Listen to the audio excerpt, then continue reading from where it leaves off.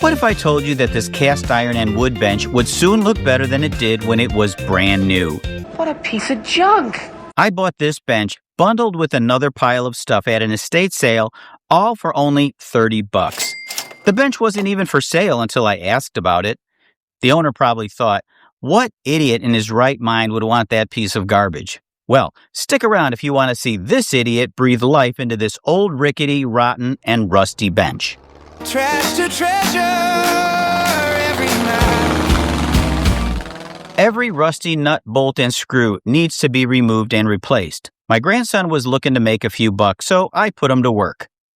I've restored at least 5 benches similar to this one, but not as ornate.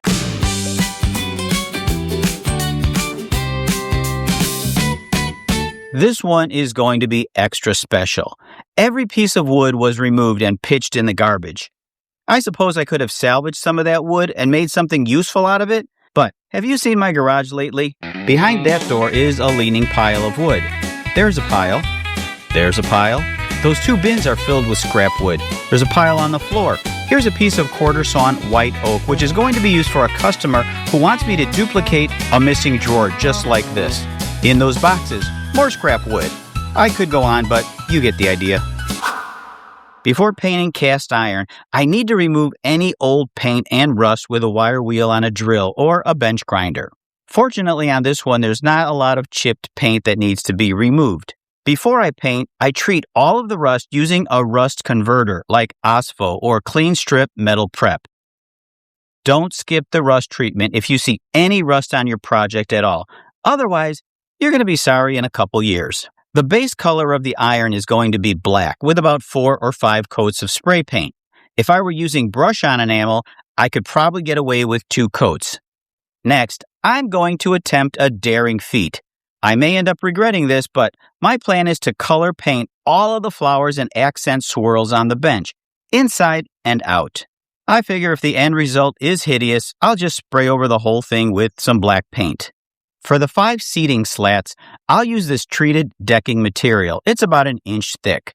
If you're using wood that isn't dry, you risk your slats warping and shrinking. Often when you buy this treated lumber new, the pieces are heavy and even wet sometimes. Look for the driest and lightest pieces you can find. You may need to dig deep. If the wood isn't dry, you're going to need to wait some time before staining or painting it. You can test this by putting a little bit of water on the board. If it beads up, you need to wait longer. If it soaks in, you're good to go. For the 16 pieces of wood on the backrest, I'm going to use a thinner 3/4 inch piece of decking material.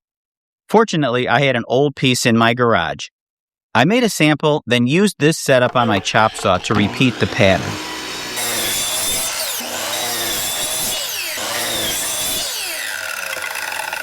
I sanded each piece to get rid of those mill marks and to round the edges.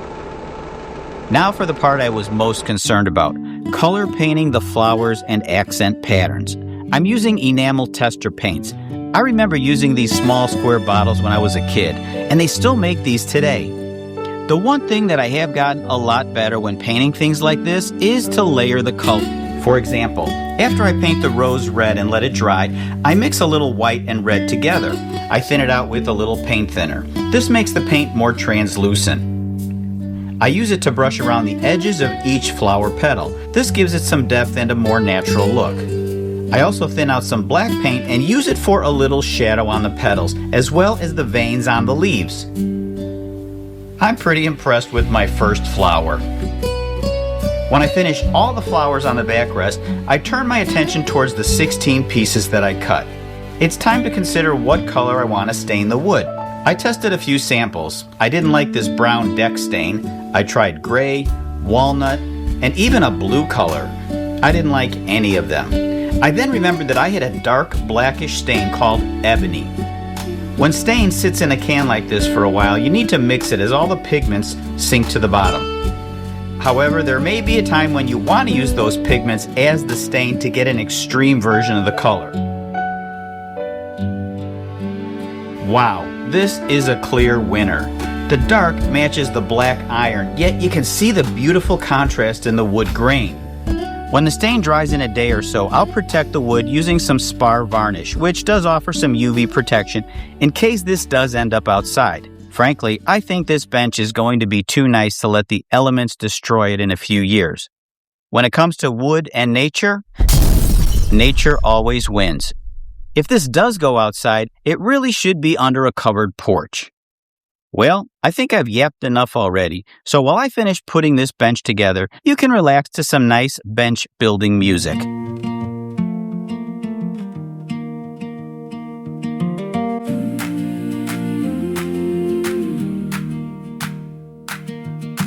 I found you in the yard at the estate sale back. Rickety, rotten, rusty, leaning in the back. Dozens walked right past you like you weren't even there. But I saw the shape beneath it, I saw it in the air. I saw the bones, I saw the line, I saw a little light under the grime. Too far gone, too far gone, I could hear you sing along. Too far gone, till my hands proved you wrong. Too far gone, from ruin to gold, from worn out to gone. I scrubbed the rust away till the red dust hit the floor. Painted plaque across the frame, then I wanted more. Enamel blooms in color on the flowers in the grain. Every little petal woke up through the pain. I stained the wood with ebony shades, slow and patient day by day. Too far gone,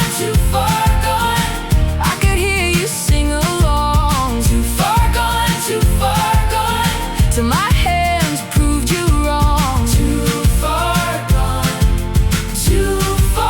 gone, from ruin to gold, from worn out to gone. Every crack got a future, every scar found pride. I didn't chase perfection, I just brought you back to life. I love the way this bench came out. It's my favorite of all time. I'm really going to have a hard time parting with it. I even finished it up while I contracted a case of poison oak. You see that redness and the rash on my arms? Seriously, I went to the doctor. He gave me a steroid. I told him I'd rather just give it 2 coats of polyurethane. He didn't get the joke. Maybe he needs to watch my channel. I'm Tom. This is Alley Picked, and I thank you for watching.